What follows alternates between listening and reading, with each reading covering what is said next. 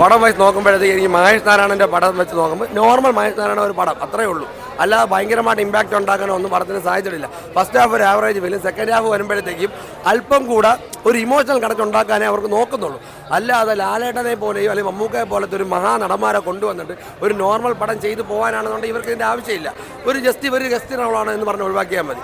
ഇത് ലാലേട്ടനെ കൊണ്ടുപോയിട്ട് കാപ്പാൻ സിനിമയിൽ വന്ന് മരിച്ചു പോയതുപോലെ കാപ്പാൻ 2.0 പോലെ വന്ന് മരിപ്പിച്ച് കൊന്നു കളഞ്ഞു. അത്രയേ ഉള്ളൂ ലാലേട്ടൻ്റെ റോളൊക്കെ. ഇൻട്രൊഡക്ഷനൊക്കെ പക്കയായിരുന്നു, പക്ഷേ അത് എന്തിനോ വേണ്ടി തിളച്ചതുപോലെയൊക്കെ എനിക്ക് ഫീൽ ചെയ്തത് പേഴ്സണലി. പടം വൈസ് നോക്കുമ്പോൾ ഒരു ആവറേജ് ചിത്രം, അത് നോർമൽ സ്റ്റാർസിനെയൊക്കെ വെച്ച് ടേക്ക് ഓഫ് ഒക്കെ ചെയ്തതുപോലെ ചെയ്തിരുന്നെങ്കിൽ അല്പം കൂടെ ആൾക്കാർ കണക്റ്റാക്കി.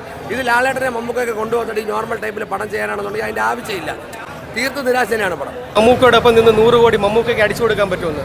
എടാ 100 കോടി ഒറ്റയ്ക്ക് അടിക്കണോടാ, ആണായിട്ട് ഒറ്റയ്ക്ക് നിന്ന് അടിക്കുന്നതാണ് അന്തസ്, മനസ്സിലായ? അല്ലാതെ ക്യാമിയോ റോളിൽ വന്ന് നിന്നിട്ട് 100 കോടി അടിച്ചു കൊടുക്കാൻ വേണ്ടി മാത്രം അത് മഹേഷ് ഒരു മിനിറ്റ് ലാലേട്ടന് വേണ്ടി മാത്രം കാത്തിരുന്നവരാണ് ഇവരൊക്കെ, മനസ്സിലായ? ഇവർക്ക് എന്തെങ്കിലും റിവ്യൂ പറയുന്നുണ്ടെങ്കിൽ ഇവരുടെ മുഖത്ത് ഒറ്റയ്ക്ക് നോക്കി സംസാരിക്കും. കാരണം എന്താ പറയുക, നമ്മൾ മനസ്സിലാവും ഒരു മനുഷ്യൻ ആദ്യം ബഹുമാനിക്കാൻ പഠിക്കുക.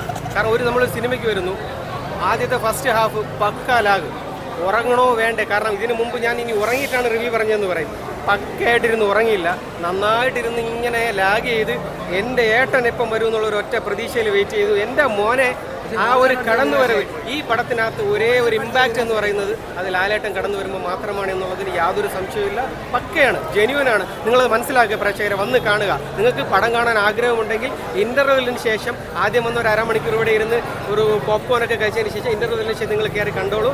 ലാലേട്ടൻ വന്നായിരിക്കുന്ന ആ ഒരു ഇമ്പാക്റ്റ് ലാലേട്ടൻ്റെ റോള് കഴിയുന്നതോടുകൂടി അവിടെ നഷ്ടപ്പെടുകയാണ്.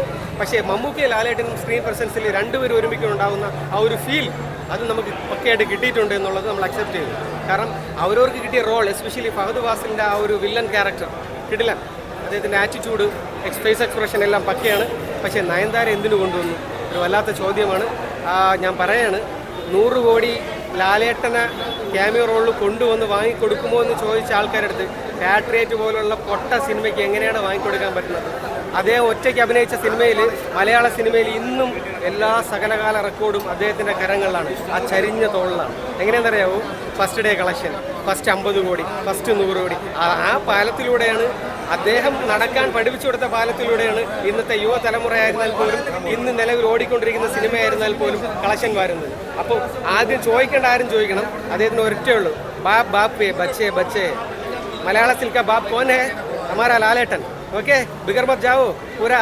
ഓക്കെ, ലാലേട്ടൻ ഇല്ലാത്ത ഒരു ഏരിയ അതില്ലായിരുന്നെങ്കിൽ ഈ പടം പക്ക ഫ്ലോപ്പ്. പാട്രിയറ്റ് അല്ല. ഞാൻ കാറിലാണ് വന്ന സുഹൃത്തുക്കളോട്, എൻ്റെ ചെറുക്കൻ്റെ അടിപൊളി കാറിലാണ് വന്നത്. പക്ഷെ തിരിച്ചു പോകണം എങ്ങനെയാണെന്ന് അറിയാമോ? പെട്ടി ഓട്ടോറിക്ഷ പിടിച്ചിട്ട്. ദിസ് ഇസ് പാട്രിയറ്റ് അല്ല, പെട്ടി ഓട്ടോറിക്ഷ. ലാലേട്ടൻ മരിച്ചതോടെ വിഷമായി.